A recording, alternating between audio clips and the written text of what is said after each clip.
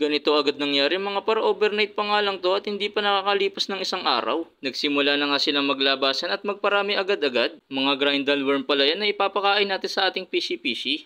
Dumating na nga tong package natin mga par mula sa ating kaibigan. Ito na nga lang daw yung i-culture ko mga par dahil mas madali daw to paramihin at talagaan. Para magkaroon na daw ako ng only live food at para hindi na ako napapagastos sa pagbili ng live tube effects. Kaya naman nagready na kagad ako ng galon na pwede nating paglagyan. Kokopit nga pala to mga par at ito daw yung magsisilbing tahanan ng ating mga grindal worm. Pagkatapos natin maikalat yung kokopit at maiayos sa lagayan mga par, tsaka na natin pwede ilagay itong starter pack. Ibubuhos nga lang natin to sa ibabaw mga par, tsaka natin ikakalat. At pagkatapos natin maipantay mga par, tsaka na natin lalagyan sila ng pagkain. Cat food nga pala to mga par, pero pwede din namang dog food. At tsaka natin babasa-basahin ng tubig mga par yung kokopit tsaka yung pagkain nila. Mas okay kung meron kayong spray. At tsaka natin lalagyan ng plastic na takip mga par na pwede nilang pagkapitan. Para mas madali nga yung pag-harvest natin ng grindal worm mga par kapag magpapakain na tayo ng fishy. Kailangan din palang may takip tong lagayan natin mga par para hindi mapuntahan ng langgam at ng insekto. At nilagyan ko din pala yung mga par ng maliliit na butas. Kakailanganin din daw kasi ng konting singawan.